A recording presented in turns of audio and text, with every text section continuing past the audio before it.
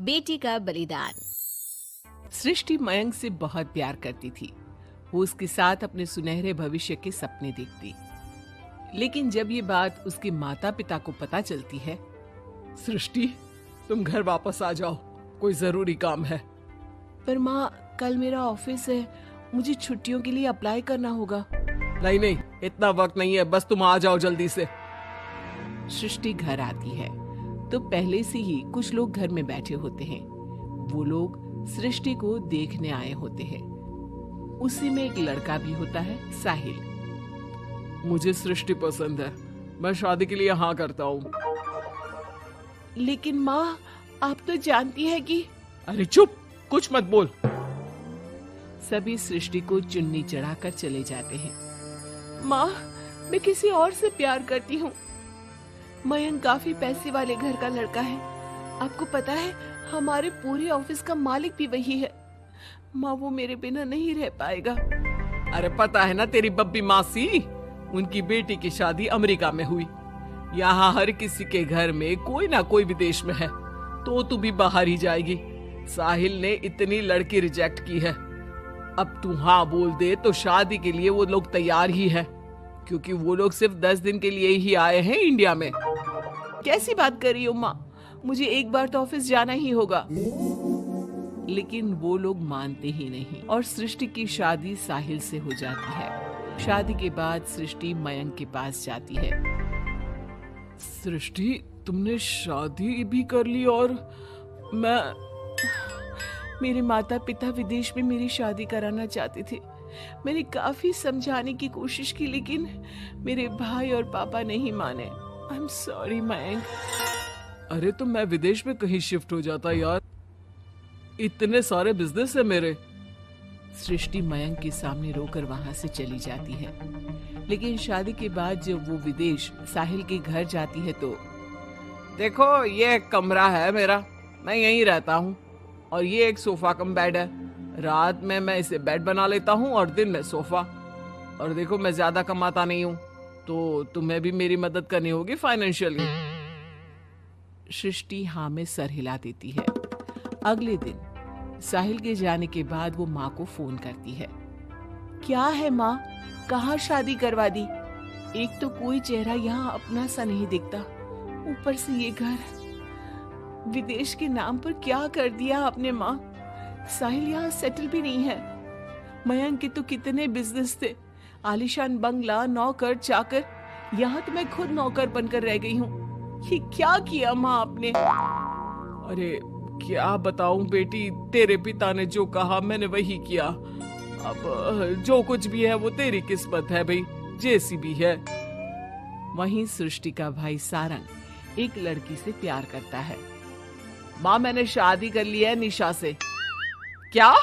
शादी कर ली? और वो भी निशा से?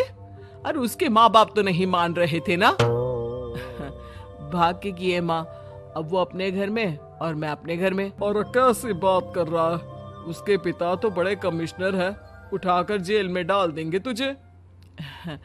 तभी तो की है पापा, और ऐसे कैसे डाल देंगे जेल में? लड़की उनकी भी बालिग है। अरे पर बेटा, वो लड़की ठीक नहीं है। देखो, किसी लड़की के बारे में ये बात मत बोलो। तुम्हारा लड़का ठीक है क्या? काश मैंने सृष्टि की शादी भी उसकी पसंद से की होती, तो आज मुझे इतना रोना तो ना आता। अरे माँ, तुम उसकी बात पर मत आया करो ना, विदेश में है जहाँ लोग जाने के लिए मरते हैं। हाँ, लेकिन छोड़ो और ये बताओ कि बहू को घर कैसे लाया जाए?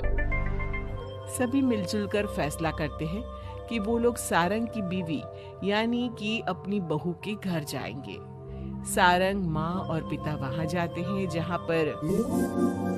बहन जी, अब तो बच्चों ने शादी कर ली है, तो आप लोगों का भी आशीर्वाद मिल जाता तो... पता चला हम लोगों को भी। देखिए, मुश्किल है कि हम उसे आप लोगों के घर भेजे। हैं? ऐसे कैसे मुश्किल है? और क्यों नहीं भेजेंगे? बीवी है वो मेरी, भेजना तो पड़ेगा ही। लड़के को बहला फुसला कर भगाने के आरोप में अंदर कर दे क्या? अरे देखिए साहब, इतना कानून तो हमें भी आता है। आपकी लड़की कोई नाबालिग नहीं है। तभी वहाँ निशा आ जाती है। रुकिए मम्मी पापा, सारंग में कोई कमी नहीं है। हम लोग इससे कोई बिजनेस खुलवा देंगे ना। देखो एक बात बता देती हूँ, मुझे तुम्हारे घर नहीं जाना। अरे ऐसी कैसी बात कर रही हो? हम लोगों ने शादी की है, पति पत्नी है हम दोनों, और क्यों नहीं जाना? तो फिर शादी क्यों की? शादी इसलिए की क्योंकि तुम मुझे अच्छे लगे, लेकिन इतना बड़ा घर शान और शौकत छोड़कर तुम्हारे साथ आने के लिए मैं रेडी नहीं हूँ। एक तो तुम्हारा घर जिस मोहल्ले में है वो मोहल्ला बहुत खराब है, वहीं से शायद हमारी काम वाली भी आती है ना माँ? हाँ हाँ, इन्हीं लोगों के पीछे वाली गली से आती है कमला।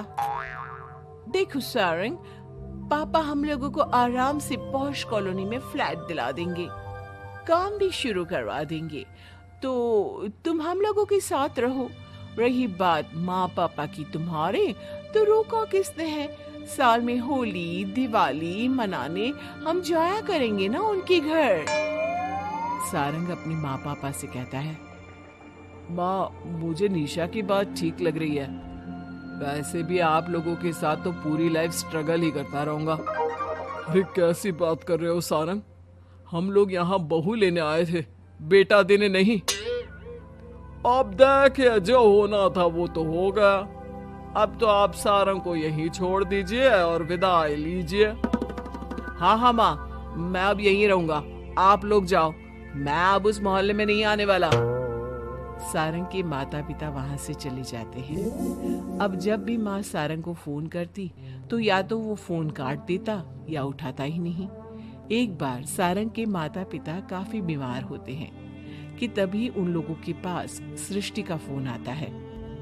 कैसी हो माँ? तबीयत ठीक नहीं लग रही है। तुम्हें और पापा को कुछ हुआ है क्या? अरे बेटा, 2 दिन हो गए हम लोग कमरे में बंद है, कोई डॉक्टर के पास ले जाने वाला तक नहीं है। हाँ माँ, मैंने सारंग को फोन किया था लेकिन उसने कहा। अरे वो तो बात तक नहीं करता, पैसे वाला हो गया है ना। रुको माँ, मैं कुछ करती हूँ, आप दोनों तैयार हो जाओ। थोड़ी ही देर में उन लोगों की डोरबेल बजती है। माँ दरवाजा खुलती है तो सामने एक हैंडसम सा लड़का लंबी कार लेकर खड़ा होता है। मयंक हो ना तुम बेटा? मयंक उन दोनों के पैर छूता है और डॉक्टर के पास ले जाता है। डॉक्टर, मैं आप लोगों को अंकल आंटी के घर का पता दे दूंगा, आप इन लोगों के घर हफ्ते में एक बार जाकर रूटीन चेकअप कराना। जी जी मयंक जी, जैसा आप कहें, आखिर ये अस्पताल आप ही का तो है। मयंक का रुतबा देखकर माँ बाप को अफसोस होता है कि क्यों उन लोगों ने विदेश के नाम पर बेटी को बाहर भेज दिया, लेकिन बेटी ने भी उनका मान रखा। चाहती तो निशा की तरह भागकर वो भी शादी कर सकती थी। क्या सोच रहे हैं आप लोग? चलिए मैं आप लोगों को घर छोड़ देता हूँ। और हाँ, मैं और सृष्टि आज भी अच्छे दोस्त हैं, तो आप लोगों को कोई भी समस्या हो तो फोन कर दीजिएगा।